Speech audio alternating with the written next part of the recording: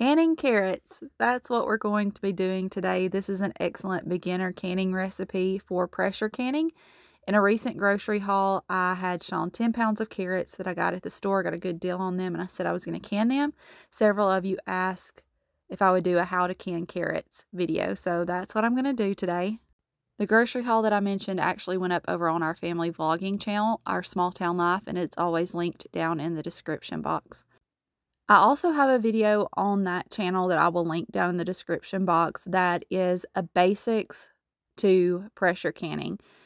If you're brand new to pressure canning, I would encourage you to go and watch that video. I'm going to give you some information here in this video as it relates to canning carrots, but if you need to know more about pressure canning, I'll link that video down in the description box for you. I actually have a whole canning playlist on that channel as well. I had put those over there before I started this one, and so there's lots of great recipes, how to pressure can, how to water bath can. I will be sure to link the pressure canning video though, in case you need just a little more information on pressure canning. I washed all of my jars and then I washed my carrots. Now I'm going to peel my carrots, and after I peel them, I'll do a second wash on them. I have seen people can carrots without peeling them. If you're going to do that, make sure that you scrub them really, really well. I like to go ahead and peel mine. I save my peels. I put them in a freezer bag and put them in the freezer, and then I pull those out and use them when I make broth, chicken broth, vegetable broth. I don't have to buy any carrots to go in it. I just use the peels. I do the same thing with onions. When I peel onions, I put those peels in the freezer, and I have them when I want to make broth. So that's what I'm going to be doing with these peels today. I like to peel my carrots to pressure can them.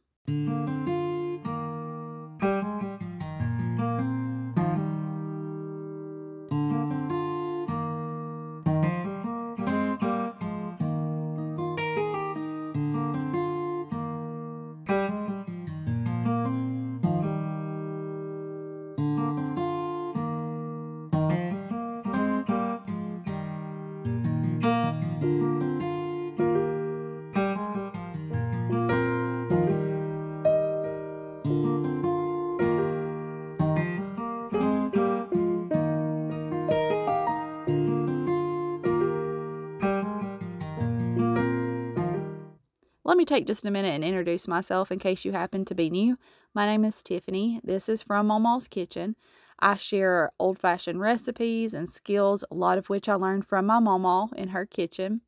You're going to see here in just a minute I have some helpers that come in to help me. Y'all get your kids, your grandkids, get them in the kitchen with you.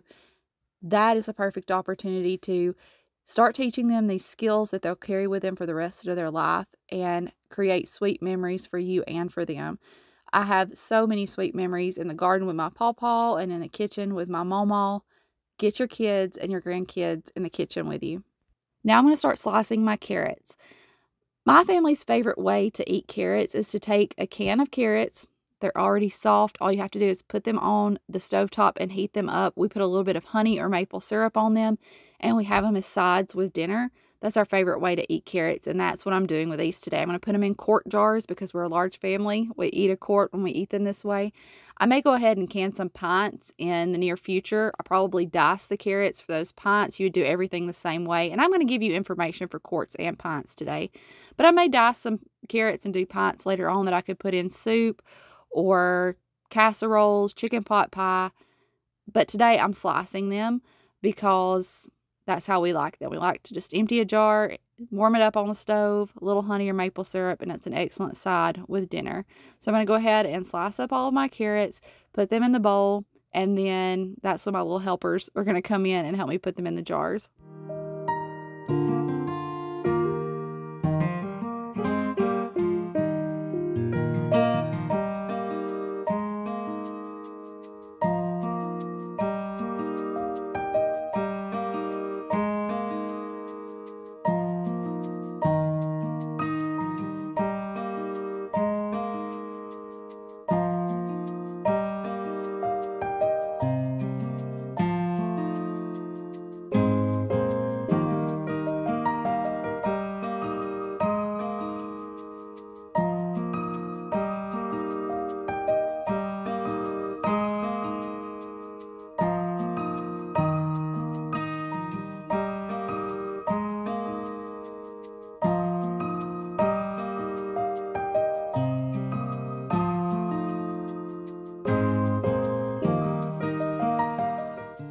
Now, sometimes when I'm canning, you see me go ahead and get my canner heating up on the stove while I'm prepping food.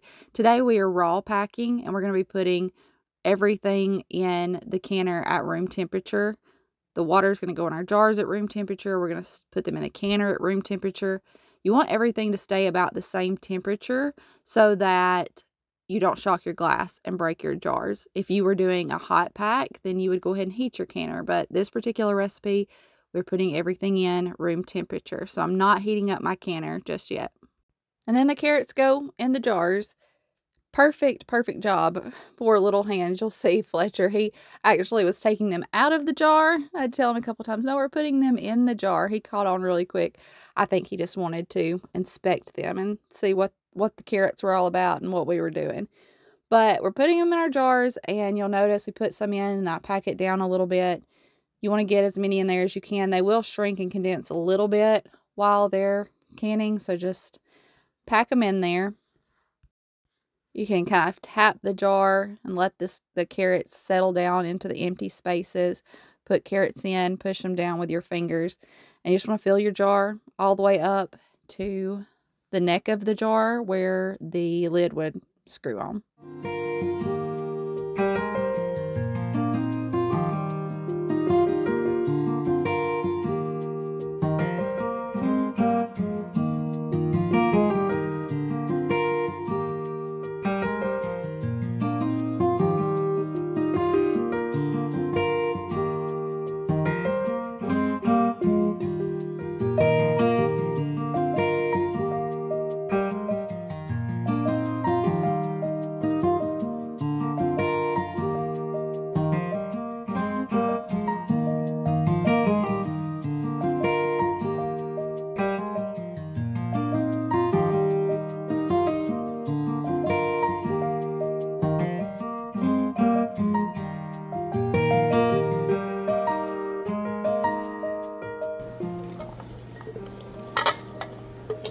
Some carrots.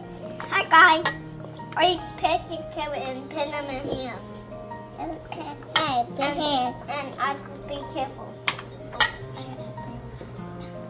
Tell them what you're doing. I put the carrots right here and I put water in there and my dad took it with water.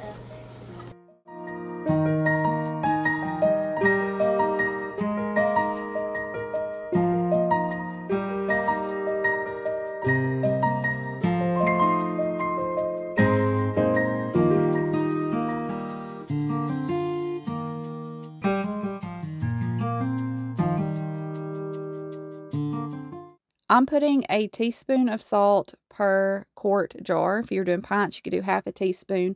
The salt isn't necessary for the canning process, but it is something that I like to do, and I just know that my canned vegetables already have salt in them. So for each quart, we're putting 1 teaspoon of canning salt. You could also use sea salt or pink Himalayan salt. You want to stay away from iodized salts because that will change color and kind of make things cloudy. But canning salt, pink Himalayan salt, sea salt, those would all be good options. And we're putting 1 teaspoon per quart. Y'all, don't be intimidated or scared about canning. As long as you're using trusted recipes and you're learning your equipment and the proper way to use it, it's completely safe and a wonderful way to preserve food for your family. Whether you're growing it yourself or you get a good deal on something at the store, you can preserve it, put it on the shelf, and then have it for your family on down the road. Now I'm putting my water in, room temperature water. I'm pouring it up to about the level where we put our carrots, tapping the jar, letting any of those air bubbles float up, taking the end of my spoon and kind of wiggling it around, just removing any air pockets. Sometimes when you do that, you have to add a little more water. I'm going to go ahead and get water in all of my jars. This really is as simple as putting some carrots in a jar, putting some water in, and then letting the pressure canner do its thing.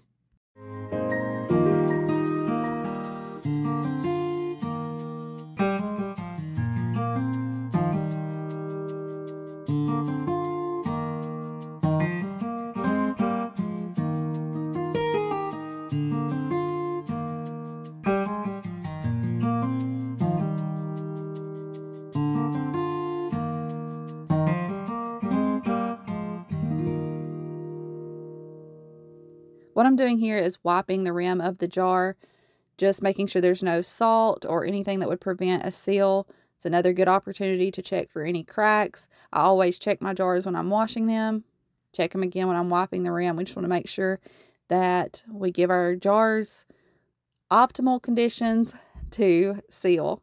And then I'm going to put my flats on, and I'm using my FORJARS flats. Y'all know I love these. They are the best. They have not let me down.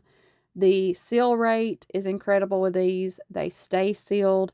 They're excellent quality. I'm really impressed by them, so I enjoy sharing about them with you. I do have a discount code that I'll share with you. Use it if you want. If you don't want to, well, that's okay as well, but I'll pop it up on the screen. If you preserve food, if you're a canner, I highly suggest that you check out FORJARS products.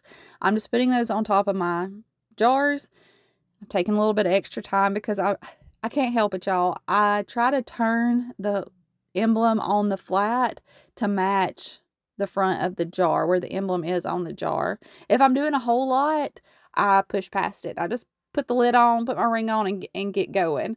But when I'm doing, the 7 jars today, I can't help it. I try to make it all face the same way. I know it's really not a big deal. Just put the lid on the jar.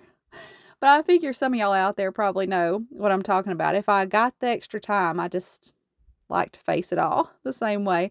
And then I'm putting my rings on fingertip tight. You don't want to crank them down as tight as you can get them. You just want them on there nice and secure. Again, I go over all those things more in depth in that beginner canning video, the pressure canning video that'll be linked down in the description box. So if you're new to pressure canning, if some of the terms or things that I'm saying don't quite make sense to you, make sure you go watch that video. It might help you out. Now I'm going to get my canner on my stovetop, my pressure canner, and I'm going to check all of my seals, check all the valves, make sure nothing's clogged up and everything looks like it's ready to go. And then I'm going to put the amount of water that my canner requires in the bottom of it and start putting my jars in.